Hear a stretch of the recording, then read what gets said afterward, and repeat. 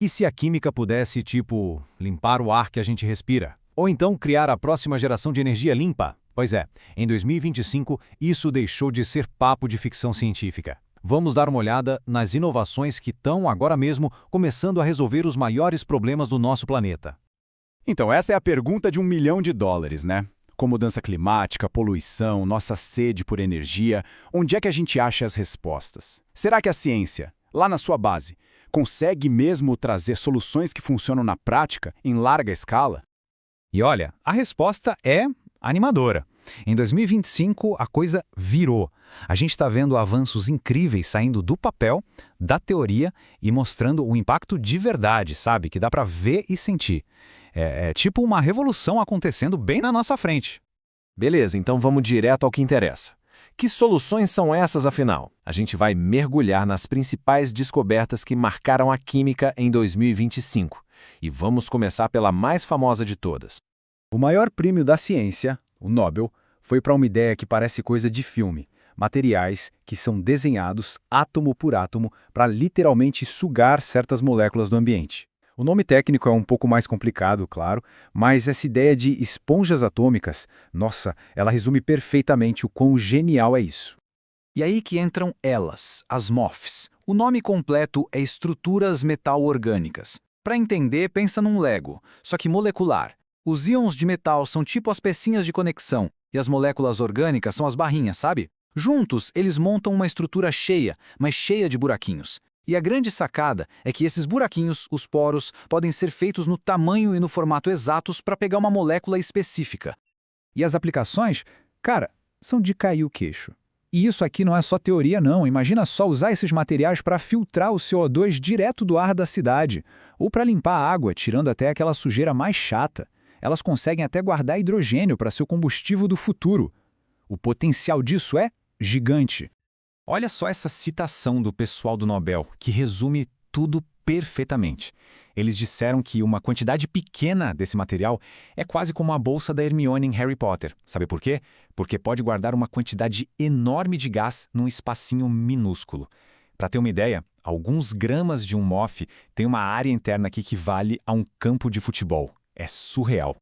Mas o Nobel foi só o começo, a ponta do iceberg. Em 2025, a gente viu avanços em outras 3 áreas super importantes. A primeira, a busca por baterias que não usem lítio, usando coisas mais fáceis de achar, como o sódio.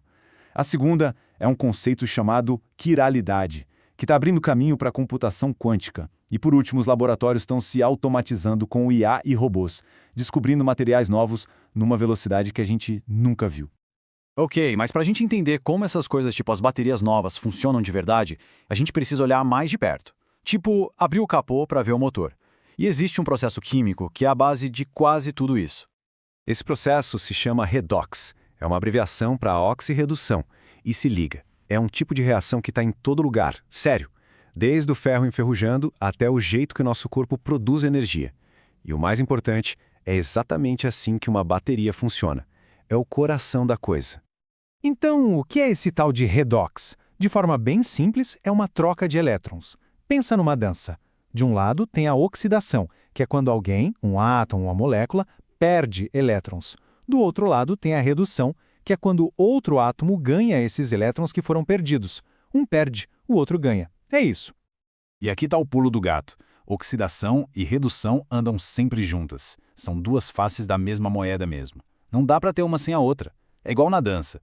Para alguém perder um elétron, precisa ter um parceiro ali pronto para receber. E essa passagem de elétrons que gera energia. E nessa dança tem 2 personagens principais. Primeiro, o agente oxidante. Pensa nele como um ladrão de elétrons. Ele vai lá e causa oxidação em outra substância, porque ele rouba os elétrons dela. E a parte mais doida é que ao aceitar esses elétrons que ele roubou, o próprio agente oxidante acaba sendo reduzido. É uma reviravolta, né?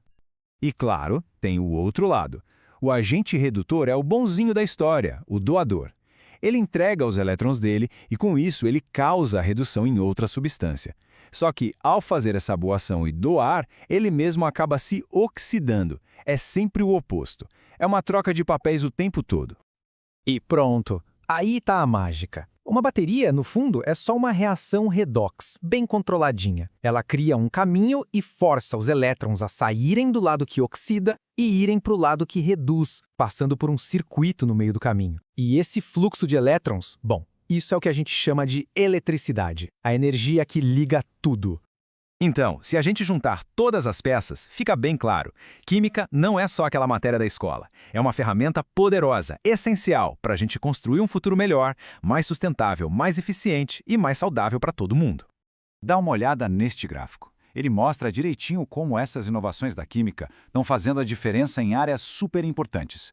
Seja lutando contra a poluição com os MOFs, ou resolvendo a nossa necessidade de energia com baterias novas, ou deixando a indústria mais rápida com a automação. A química está sempre lá, no centro de tudo. Então, para a gente fechar a conta, em 2025, o que a gente viu? Vimos materiais geniais, os MOFs, levarem o Nobel porque eles podem literalmente limpar o nosso planeta. Vimos a corrida por baterias melhores e mais sustentáveis, tudo graças àquela dança dos elétrons, a reação redox. E, por fim, vimos a tecnologia pisando no acelerador da descoberta científica. E tudo isso leva a gente para uma última pergunta. Com tanta coisa acontecendo ao mesmo tempo, materiais que pegam carbono, baterias que vão mudar o jogo da energia, laboratórios que inventam coisas sozinhos. Qual dessas inovações vai, de fato, mudar mais o nosso mundo? Fica aí a reflexão, porque essa história ainda está sendo escrita.